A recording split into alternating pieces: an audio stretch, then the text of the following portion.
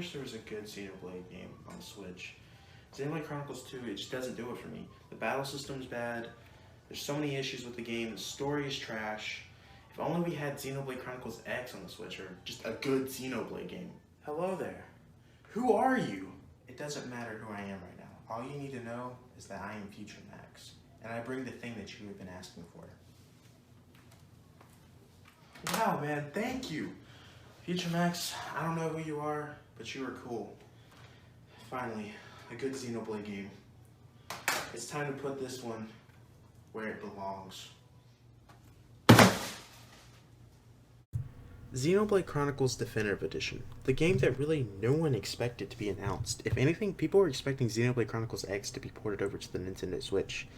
But today, I'm here to talk about my opinion on this remake/port. And well, it's good, but we have some issues we need to talk about. But let's start off with some pros first.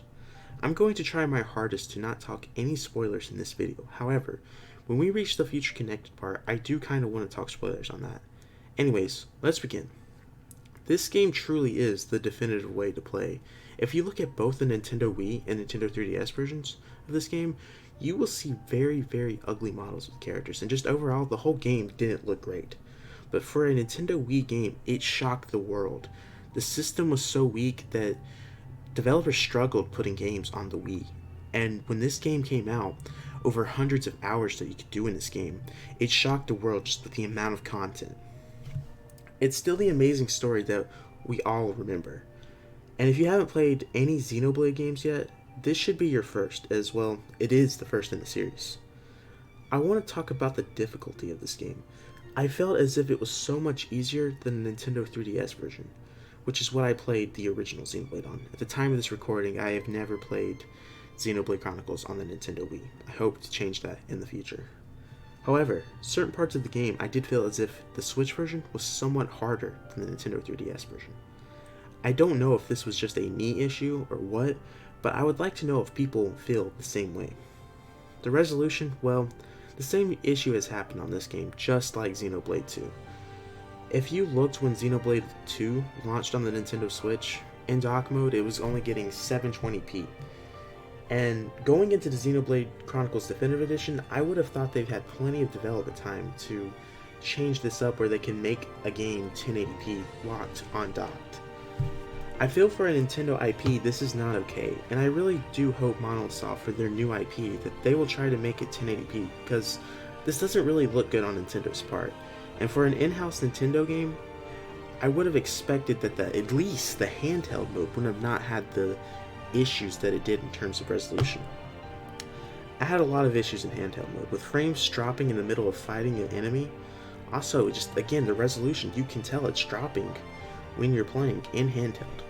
It was really annoying. I just hope for in the future they'll release a patch fixing this, just like they did with Xenoblade Chronicles 2.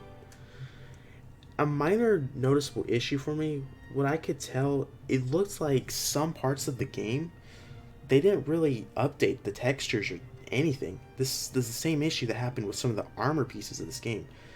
And I don't feel like that's really a big issue, but it is Definitive Edition. I went in here thinking, hey, they're going to update this to make it look nice.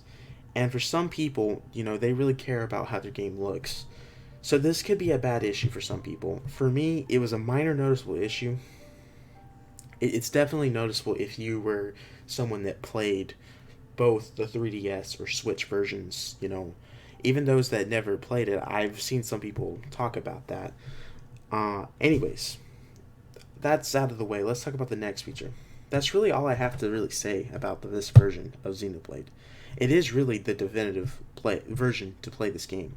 And if you've not played Xenoblade, I highly recommend you check out this amazing 50+ hour story game. If you would like me to go more in depth of how I feel about this game, please let me know in the comments, because this whole review is more focused on Future Connected. I would definitely be down to do a in-depth Xenoblade video if people want it, so please let me know in the comments down below. Now we are moving on into Future Connected, which honestly, I didn't really like. If you were a big fan of Melia, then this story might just be for you. But if I'm to be honest, the final boss is kinda lame, but as my friend pointed out, It's kind of difficult to make a cool villain when you basically had God as a villain in the original game. Would have been cool at least if they made a better name than the Fog King. When I fought the Fog King in Future Connected, I couldn't help but think of Father from Kids Next Door, which, by the way, great show, off topic, you should go watch it. Throughout the entire game, I asked myself, where is Ryan, Charla, Fiora, etc.? And while we see them at the end of the credits, I would have liked to have known why they weren't really a part of this adventure. Even in the credits, they don't even say anything, they're just there. We got introduced to some new cool characters that honestly kept me interested in playing, which their names was Kino and Nini. I think I so pronounced their names wrong, I'm sorry. Which, interestingly enough, they both have the same arts as Charla and Ryan. I wasn't satisfied with the whole story of Future Connected. I could have done much better without playing it. I just hope that this will be the end of Shulk's story and they move on to other characters. Cough. Elma. Elma's story is great. Xenoblade Chronicles X, really underrated. I really wish people would look at that more. Hopefully, they'll continue off to that ending. No spoilers. It just feels like they threw Shulk in the story for people to be interested, as really he serves no point. He's just there. It's just a Melia story, and there's nothing wrong with that. It was just the way it was done wasn't good in my opinion. I'm going to keep this as a surprise, but there's someone that pops up in Future Connected that I did not expect to happen. I beat Future Connected in 3 hours, so I mean, it's really whatever. Overall, for $60, you get an amazing game, a packaged game with, I guess, that bonus story if you're interested in. I really enjoyed going back playing Shulk's story once again, and I really hope others that have not experienced this amazing game goes out and picks it up for their Nintendo Switch. I give this an 8.5 out of 10 for the whole thing. I was really looking forward to Future Connected. The side quests of Future Connected I was not even really into either. I didn't do a lot, but I played a decent amount of the side quest, and again, wasn't satisfied with that.